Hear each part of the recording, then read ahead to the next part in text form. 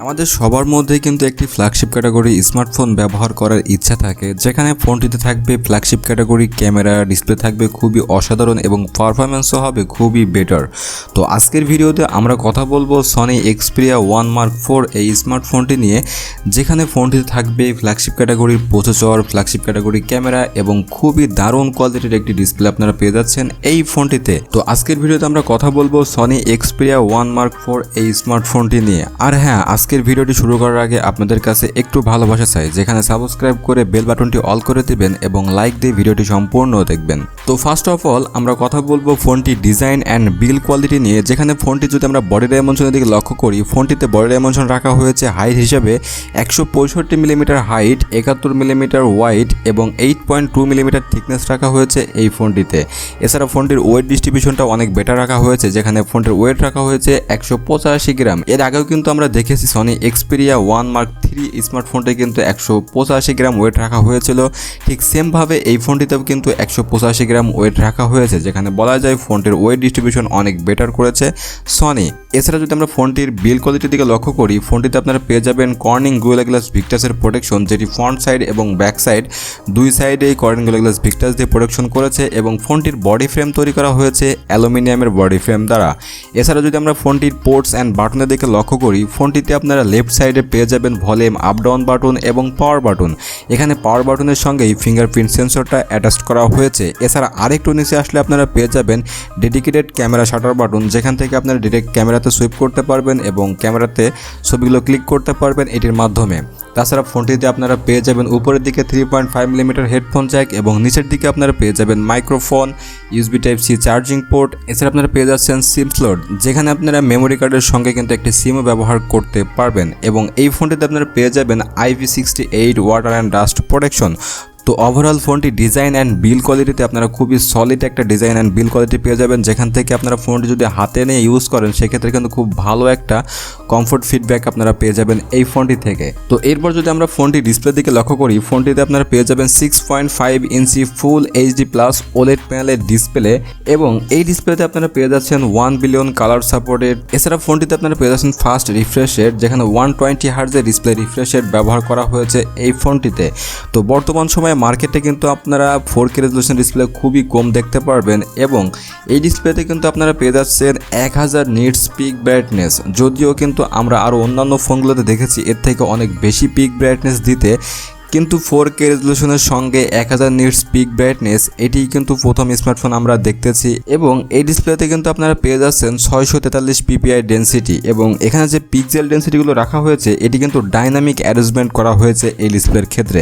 তো ওভারঅল যদি বলতে হয়, এই ডিসপ্লেটা নিয়ে আপনারা কোনো কমপ্লেন খুঁজে পারবেন না, খুবই প্রিমিয়াম ক্যাটাগরির একটা ডিসপ্লে আপনারা পেয়ে যাচ্ছেন এই ফোনটিতে। তাছাড়া কিন্তু আমি আপনাদেরকে আগেও বলেছি কর্নিং গোরিলা গ্লাস ভিক্টাসের প্রোটেকশন করা হয়েছে এই ডিসপ্লেকে। তো এরপর যদি আমরা ফোনটির মেন আকর্ষণ ফোনটির ক্যামেরার দিকে লক্ষ্য করি, ফোনটিতে আপনারা পেয়ে যাবেন ট্রিপল ক্যামেরা সেটআপ, যেখানে 3টা ক্যামেরা থাকবে 12 মেগাপিক্সেলের 3টা ক্যামেরা, যেখানে ফোনটির মেন ক্যামেরা থাকবে 12 মেগাপিক্সেলের 24 মিলিমিটার মেন সেন্সর। এছাড়া থাকবে 12 মেগাপিক্সেলের 16 মিলিমিটার আলট্রা ওয়াইড সেন্সর এবং 12 মেগাপিক্সেলের 85 মিলিমিটার টেলিফটো সেন্সর। আর একটা বিষয় আপনাদেরকে বলে রাখি, আমরা কিন্তু মার্কেটে অ্যাভেলেবেল কিছু ফোন দেখতে পাই যেখানে কিন্তু 48 মেগাপিক্সেল, 50 মেগাপিক্সেল, অনেক সময় কিন্তু আমরা 100 মেগাপিক্সেল অথবা 200 মেগাপিক্সেলের ক্যামেরাগুলো কিন্তু দেখে থাকি, কিন্তু ওই ক্যামেরাগুলো কিন্তু সবসময় তারা পিক্সেল বিনিং করে তৈরি করে।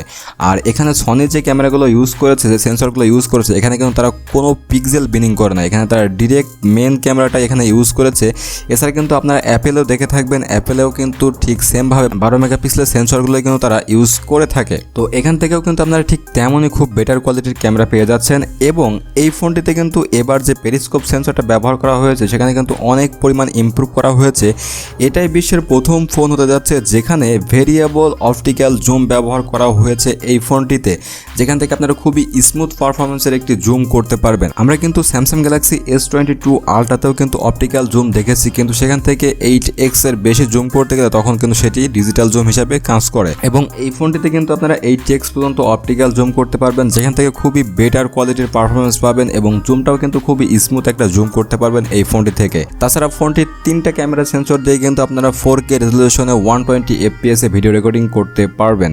এবং এই ফোনটিতে আপনারা কিন্তু 5 অ্যাক্সেস জাইরা বেস EIS এর সাপোর্টটা পেয়ে যাচ্ছেন, যেখানে আপনারা এই ক্যামেরাতে যখন ভিডিও রেকর্ডিং করবেন তখন কিন্তু খুবই স্মুথ একটা পারফরমেন্স পেয়ে যাবেন। এবং এখান থেকে যে স্টেবিলাইজেশনটা আপনাদেরকে প্রোভাইড করবে সেটা কিন্তু খুব বেটার একটা স্টেবিলাইজেশন আপনাদেরকে প্রোভাইড করবে। এবং ফোনটি সেলফি ক্যামেরাতে ব্যবহার করা হয়েছে 12 মেগাপিক্সেলের একটি সেলফি ক্যামেরা। এই সেলফি ক্যামেরা দিয়েও কিন্তু আপনারা 4K 30 FPS এ ভিডিও রেকর্ডিং করতে পারবেন সর্বোচ্চ, এবং জাইরা বেসের সাপোর্টটাও পেয়ে যাবেন সেলফি ক্যামেরাতে। তো ওভারঅল ক্যামেরা নিয়ে আপনাদের কোনো কমপ্লেন থাকবে না, এটি হতে যাচ্ছে বিশ্বের সবথেকে সেরা ক্যামেরা স্মার্টফোন। তো এরপর যদি আমরা ফোনটির পারফরমেন্সের দিকে লক্ষ্য করি, ফোনটিতে আপনারা অপারেটিং সিস্টেম হিসেবে পেয়ে যাবেন Android 12 এর সাপোর্ট।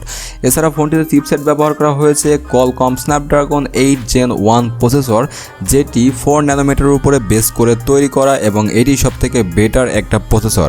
এবং এই ফোনটিতে সিপিইউ হিসেবে আপনারা পেয়ে যাবেন অক্টোকোরের একটি সিপিইউ। এখানে আপনারা সর্বোচ্চ ক্লক স্পিড পেয়ে যাবেন 3 GHz এর ক্লক স্পিড, এবং এখানে আপনারা সিপিইউ এর মধ্যে 3টা কোর পেয়ে যাচ্ছেন, যেখানে থাকবে Cortex X2, Cortex A710 এবং Cortex A510 সিপিইউ কোর হিসেবে আপনারা পেয়ে যাবেন। এবং ফোনটিতে আপনারা জিপিইউ হিসেবে পেয়ে যাবেন Adreno 730 জিপিইউ, যেখান থেকে আপনারা বেশ ভালো একটা গ্রাফিক্স পেয়ে যাবেন। এবং এই চিপসেটের মাধ্যমে কিন্তু আপনারা খুবই বেটার কোয়ালিটির গেমিং পারফরমেন্সও পেয়ে যাবেন। আর যেহেতু 4K resolution display, high end ভেরিয়েন্টের ক্যামেরা, সেহেতু এখানে প্রসেসরটা কিন্তু খুবই বেটার কিছু আপনাদেরকে দিতে পারবে। আপনারা এই ফোনটিতে ক্যামেরা, গেমিং এবং সব কাজগুলোতেই খুবই হাই কোয়ালিটির সাপোর্ট পেয়ে যাবেন এই ফোনটি থেকে। ফোনটিতে আপনারা পেয়ে যাবেন 12GB 512GBতে পেয়ে যাবেন এই ফোনটি, যেখানে এর র্যাম টাইপ রাখা হয়েছে LPDDR5 এবং স্টোরেজ টাইপ রাখা হয়েছে UFS 3.1। তো ওভারঅল পারফরমেন্স সেকশন নিয়ে আপনাদের কোনো কমপ্লেন থাকবে না।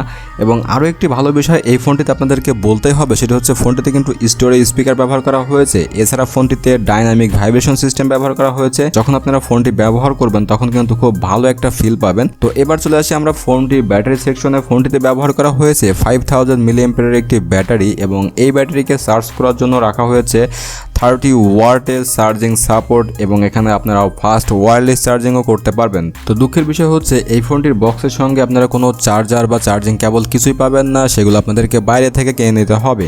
তো আরেকটা বিষয় আপনাদেরকে বলতে ভুলেই গেছি, সেটি হচ্ছে এই ফোনটি কিন্তু আপনারা চাইলে এক্সটার্নালভাবে একটা মনিটর ইউজ করতে পারবেন। এছাড়া এই ফোনটি কিন্তু আপনারা চাইলে একটি মনিটর হিসেবে ব্যবহার করতে পারবেন। তো এরপর যদি আমরা ফোনটির প্রাইসের দিকে লক্ষ্য করি, ফোনটি কিন্তু খুবই হাই প্রাইসে লঞ্চ করা হয়েছে। তাছাড়া সনির ফোনগুলো সবসময় কিন্তু একটি বেশি প্রাইসে লঞ্চ করা হয়ে থাকে। ফোনটি ইউএসএ তে লঞ্চ করা হয়েছে 1500 থেকে $1800 মধ্যে, এবং এই ফোনটি যদি বাংলাদেশে আসে সেক্ষেত্রে মিনিমাম এই ফোনটির প্রাইস হবে 1,40,000 টাকা থেকে শুরু করে 1,80,000 টাকার মধ্যে। তো এখন দেখা যাক, ফোনটি মেবি বাংলাদেশে অফিসিয়ালভাবে আসবে না, তবে আনঅফিসিয়ালভাবে চাইলে কিন্তু আপনারা কিছুদিনের মধ্যেই ফোনটি পেয়ে যাবেন। তো বন্ধুরা, এই ছিল আমাদের আজকের ভিডিও। তো ভিডিওটি আপনাদের কাছে কেমন লেগেছে অবশ্যই কমেন্ট করে জানাবেন। তো ভালো থাকুন, সুস্থ থাকুন, দেখা হবে নেক্সট কোনো ভিডিওতে।